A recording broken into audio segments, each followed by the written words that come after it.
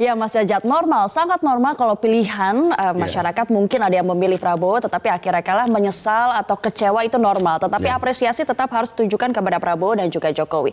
Mengapa editorial pagi hari ini mengangkat apresiasi kepada dua belah ini? Ya Mbak Jeng, gini, kita mesti melihat ke belakang lah sebentar ya. Dari awal Pak Jokowi itu dalam narasi kompetisi misalnya tidak percaya pers, tidak percaya lembaga survei, tidak percaya KPU, tidak percaya Bawaslu, tidak percaya MK. Tetapi pada akhirnya memilih jalan konstitusional ke MK. Itu kan langkah yang juga harus kita apresiasi. Kedua, dalam pidatonya dia bisa menerima, menghormati keputusan MK. Kalau dilihat dari narasi kompetisi dan narasi setelah putusan MK, itu kan ada perubahan sikap yang luar biasa.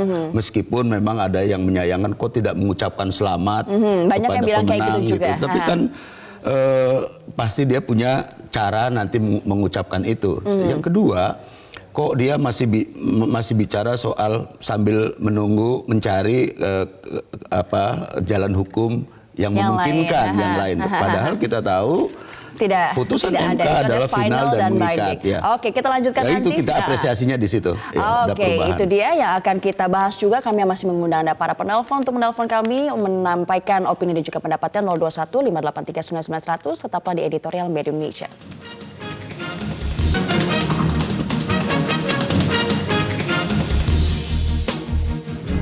Ya pemirsa, kembali lagi di editorial Media Indonesia dan kami sudah menerima beberapa orang penelpon yang akan menyatakan opini dan pendapatnya untuk tajuk kita pada hari ini, apresiasi untuk Prabowo dan Joko Widodo. Kita akan menyapa Bapak Poli di Ambon. Selamat pagi Pak Poli, bagaimana pagi pendapatnya? Wah, semangat sekali. Iya, bagaimana? Semangat, apa nih semangatnya untuk mengapresiasi? Sangat mendukung Pak dari Topik Metro TV di pagi ini. Apresiasi untuk Prabowo dan Jokowi. Ya, saya mengatakan begini. Ini adalah bangkit Indonesia baru lagi Pak untuk 5 tahun. Kebanggaan saya bahwa Presiden sudah selesai. Dan yang menurut saya juga Prabowo dan jiwa besar bisa menerima ini dengan lapang dada dan semua pendukungnya bisa menerima ini. Yang kedua Pak Gajah, saya kira bubarnya partai koalisi pendukung Prabowo bukan berarti mereka tidak oposisi Pak. Secara kumulatif bahwa mereka itu bubar pada Pilpres Pak. Tetapi di DPR mereka juga berpotensi Pak. Artinya, Bang Gajah, mereka akan mengontrol pemerintah dalam penyelenggaraan 2019-2024. Oleh sebab itu, sebagai pengontrol pemerintah, mereka juga harus memberikan kontribusi Pak. Artinya dari kampanye-kampanye itu, banyak program yang menyentuh kesejahteraan masyarakat seluruh Indonesia dari Sabang sampai Merauke, dari Miangas sampai Pulau Rote. Demikian saja, selamat pagi Kompas TV. Terima kasih Pak Poli, pesannya sudah tersampaikan. Ini banyak sekali catatan yang menarik. Oke, kita ke Jakarta terlebih dahulu. Ada Pak Syahril. Selamat pagi Pak Syahril. Bagaimana ingin menyampaikan apresiasinya kepada Prabowo dan Jokowi dan bagaimana pendapatnya mengenai tema kita pada pagi hari ini? Ya, saya kira hal yang patut kita hargai ya. Kita mengharapkan para elit-elit kita, para narasumber gitu ya, dan juga media-media ya, mungkin disponsori oleh media kita ini untuk tidak mempolitisir statement dari para Prabowo itu ya, untuk tidak membuat gaduh lagi. Mungkin ya saya yakin bahwa Prabowo itu menerima ya, Prabowo itu menerima dengan wujud bentuk lain dengan apa statementnya itu. Dia menghargai keputusan MK dan dia Prabowo itu mengikuti mematuhi Undang-Undang Pasal 45, Undang-Undang Pasal Konstitusi. Jadi secara implisit itu mereka itu menerima apa yang dilakukan MK.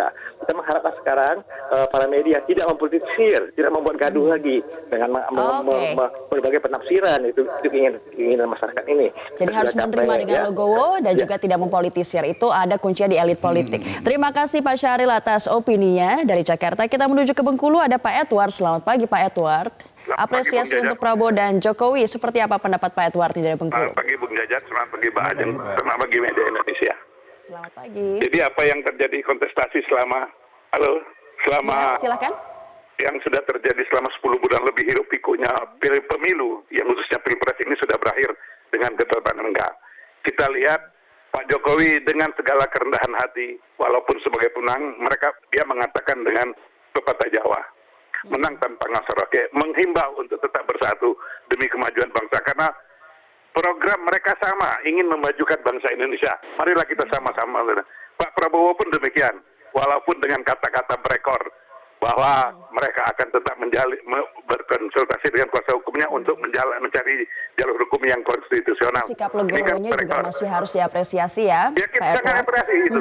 Mudah-mudahan bangsa Indonesia di saat mendatang akan bersatu kembali, karena kita sifatnya patron, bahwa bangsa Indonesia akan ikut, bahwa kita ingin maju. Baik. Kita mengejar ketertinggalan kita dari negara-negara lain. Siap, Pak Edward Bengkulu, terima kasih opini dan pendapatnya di Editorial Media Indonesia pada pagi hari ini. Ini yang banyak catatannya sangat menarik. Tadi Pak Poli di Ambon juga bilang koalisi ini nantinya juga bisa mengkritik pemerintah secara positif nantinya untuk 5 tahun ke depan. Tetapi kita akan bahas nantinya, kita akan kembali usai jeda pariwara berikut ini, tetaplah di Editorial Media Indonesia.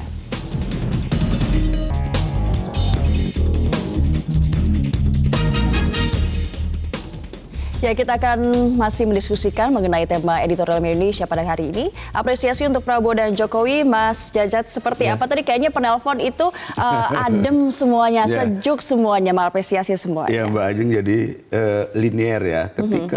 Ketika masih tegang suasananya, elit juga membuat narasi-narasi yang memprovokasi. Rakyat atau masyarakat umum ketika menelpon kita juga banyak yang marah-marah. Kerasa ya. Karena merasa sudah memilih, sudah capek, sudah ini, tetapi kok di elitnya tidak menerima dengan logo. Akumulasi, kecapean, kelelahan. Tapi begitu elit menarasikan sesuatu yang sejuk, menerima keputusan MK, menghormati dan seterusnya, juga kemudian berimbas juga ke masyarakat. Jadi sebenarnya memang, apa yang menjadi sikap dari elit politik itu sangat berimbas kepada masa. Ya, negara paternalistik itu pemimpin itu menjadi sangat penting ya, karena itu siapapun yang menjadi elit, hati-hatilah ketika berbicara, karena akan didengar, bahkan akan diikuti yang di bawah. Ya, kalau kita mendengarkan pagi hari ini tadi ada Pak Poli, Pak Sahril, Pak Edward, kan semuanya mengapresiasi ya apa yang dikatakan Pak Prabowo itu, dan saya kira betul. Pak Jokowi, Pak Prabowo sama-sama kok ketika kampanye kan ingin memajukan republik ini. Pak Edward bilang memajukan bangsa. Iya. Tapi juga yang nggak kalah penting, saya kira apresiasi juga kepada masyarakat Indonesia kan. Pak Jokowi, Pak Jokowi sebagai elit, tetapi masyarakat kan sudah memilih, ya sudah memberikan suaranya.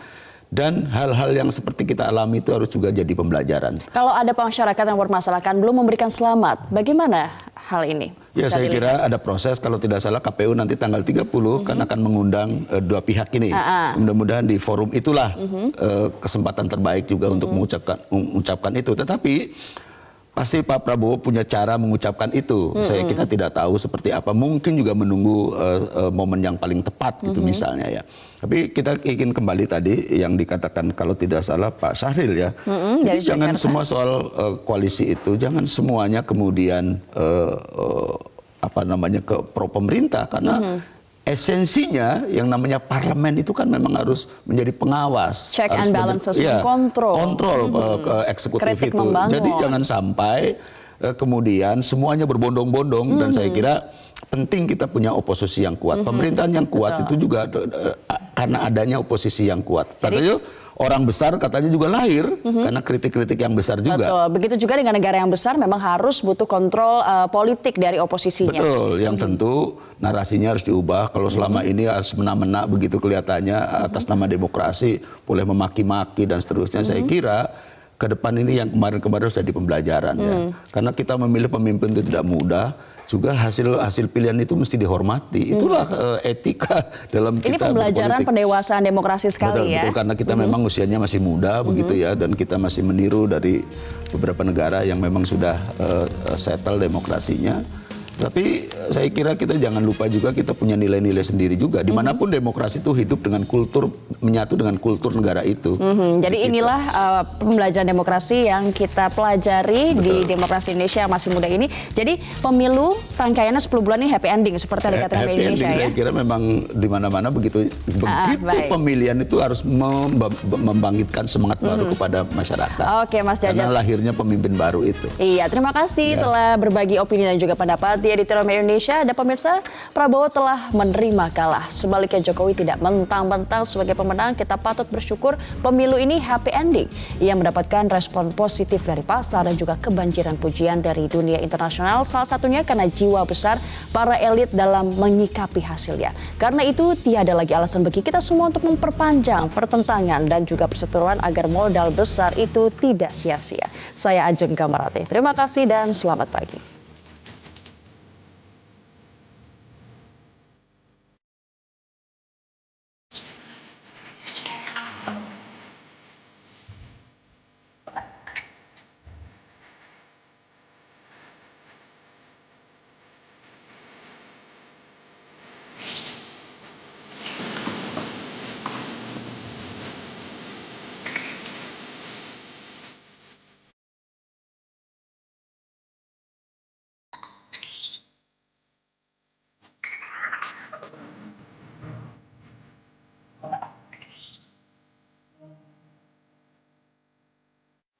Metro TV, knowledge to elevate.